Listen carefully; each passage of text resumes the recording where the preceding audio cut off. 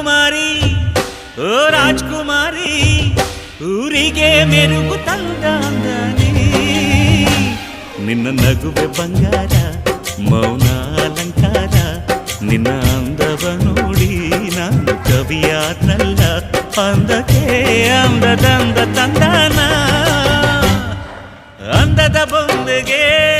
ಗಂಧದ ಶೃಂಗಾರ ಚಂದದ ಬೊಂಬೆಗೆ